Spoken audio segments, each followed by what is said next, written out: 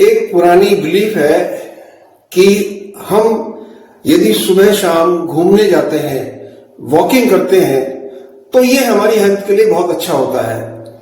ये एक हद तक और एक उम्र तक ये बात सही है, लेकिन यदि आपकी उम्र 70 साल या उससे ज्यादा है तो हो सकता है आपके लिए ये बात बहुत फायदे की ना हो, और घूमने से ज्यादा अच्छी कई ऐसी एक्टिविटी हैं जो मैं इस वीडियो में आपको बताऊंगा, जो आपकी हेल्थ वॉकिंग से भी अच्छी रख सकती है। इसलिए घूमना फिरना इतना जरूरी नहीं है। 70 साल के बाद आप इन चीजों को इग्नोर करके ये एक्टिविटी यदि करते हैं तो आप अपना स्वास्थ्य भी अच्छा रख पाएंगे, मेंटल हेल्थ अच्छी रख पाएंगे, आपकी जो मसल्स स्ट्रेच होती हैं वो ठीक से स्ट्रेच होंगी, क्रैम्प्स नहीं पड़ेंगे और आपको ज्यादा हार्ट की या सांस लेने की दिक्कत नहीं होगी। छोटी छोटी चीजें हैं जीवन में, यदि हम करते रहें तो हमें वॉकिंग करने जाना बहुत जरूरी नहीं है। सबसे पहले ये समझिए कि दिन की शुरुआत हम एक एक्टिविटी के साथ शुरू करें। एक्टिविटी मतलब बेड के ऊपर ही आप जब उठते हैं थोड़ी सी स्ट्रेचिंग कीजिए, बॉडी को ऊपर नीचे खींचिए, पैरों को खींचिए, पंजों को आगे पीछे कीजिए, थोड़ा घुमाइए, हाथों को और गर्दन को इस तरह से घुमाइए। जब आप बॉडी एक्टिविटी थोड़ी सी करने के बाद आप स्ट्रेच होकर के बेड से बाहर निकलेंगे तो ये आपका जो नॉर्मल ब्लड सर्कुलेशन रात को रुक जाता है वो एक्टिवेट हो जाएगा। दूसरा काम करना है कि उठने के बाद सब जानते हैं कि थोड़ा सा डिहाइड्रेशन रहता है हमारी बॉडी के अंदर सोने की वजह से, रात भर हम पानी नहीं पीते, तो सबसे पहला काम आप गुनगुना पानी पीजिए, 2 या 3 ग्लास जितना पी सकते हैं आराम से। फिर थोड़ा घूम फिर लीजिए। जब घूम फिर लेते हैं तो आप यदि आधे घंटे के अंदर अंदर उठने के बाद फ्रेश हो जाते हैं तो इससे अच्छा तोहफा जिंदगी में कुछ नहीं हो सकता। ओल्ड एज के अंदर सबसे बड़ी दिक्कत यही आती है कि हम कई बार अपना जो स्टूल है वो टाइम से पास नहीं कर पाते।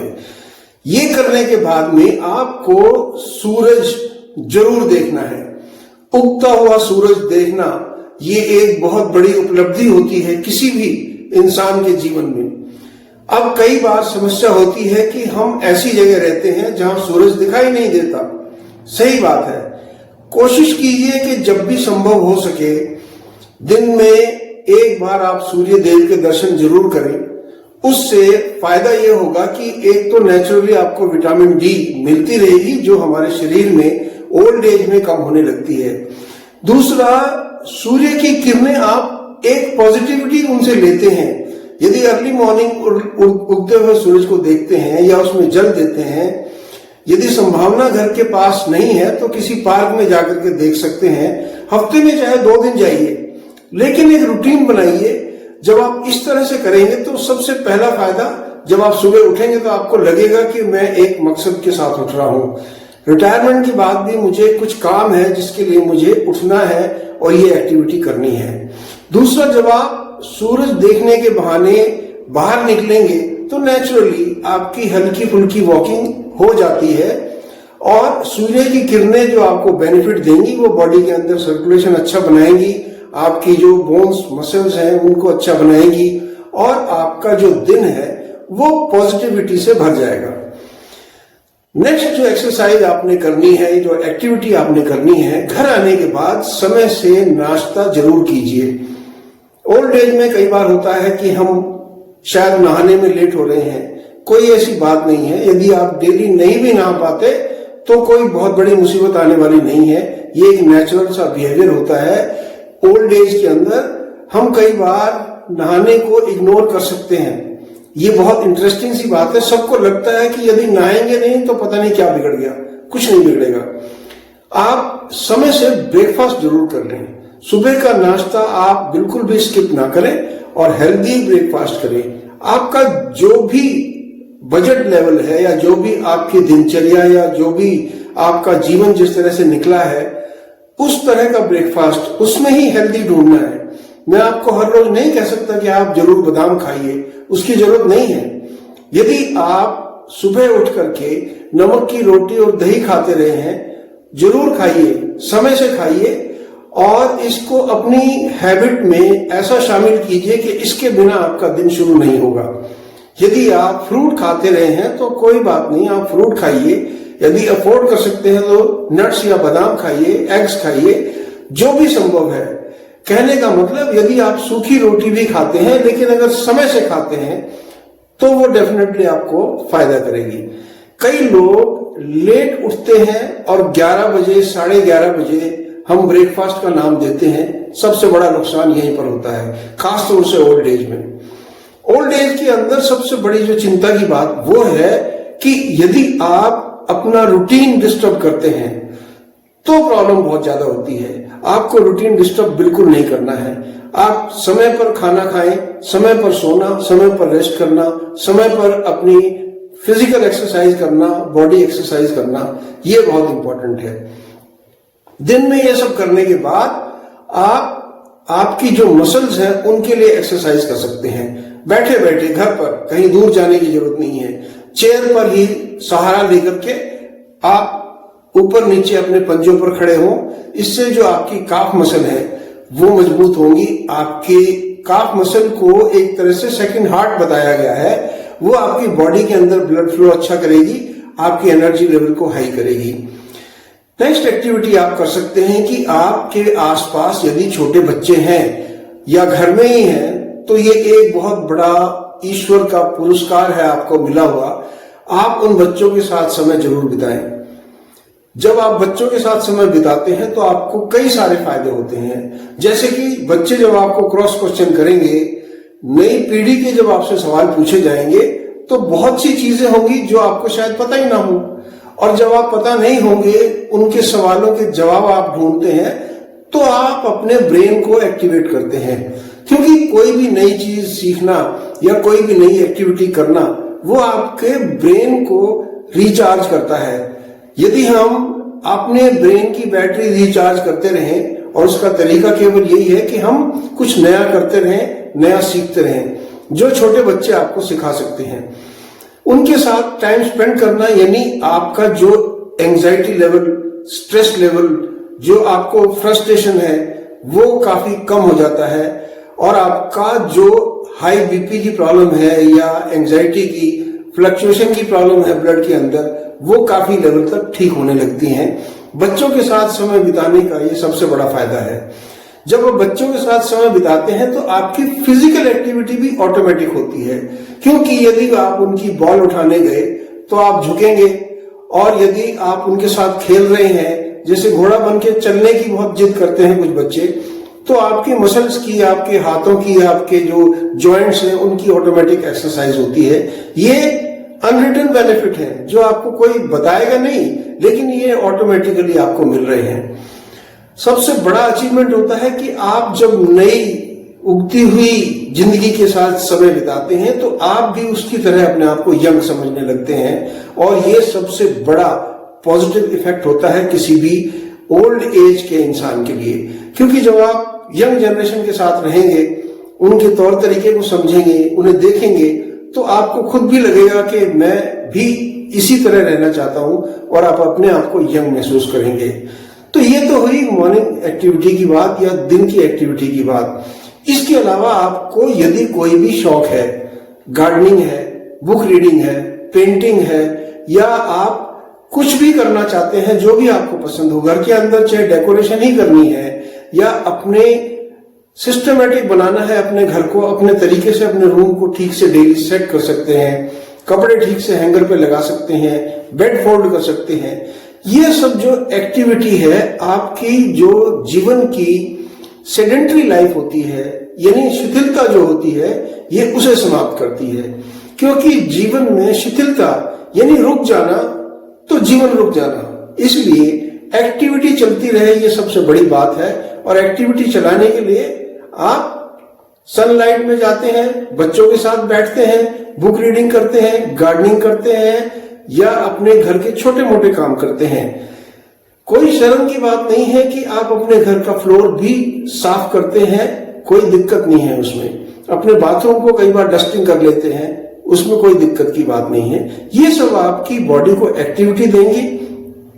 जब आप बैठे बैठे समय बिताते हैं, ये सबसे बड़े नुकसान की चीज होती है, खासतौर से ओल्ड एज में। इसे अवॉइड कीजिए। तो ये हुआ आपकी एक्टिविटी या बच्चों के साथ रहने की बात। अब आता है कि आपकी सोशल लाइफ कैसी है, समाज के साथ आप कितने जुड़े हुए हैं।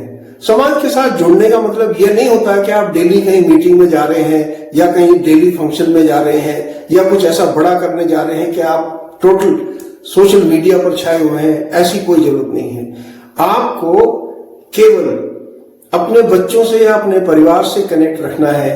उसका तरीका है कि मॉर्निंग में उनको जब आप हेलो या गुड मॉर्निंग भेजते हैं या टेक्स्ट करते हैं, वो एक मैसेज है आपके बच्चों के लिए जो आपसे दूर है कि मैं ठीक ठाक हूं, आज सुबह मैं ठीक ठाक हूं।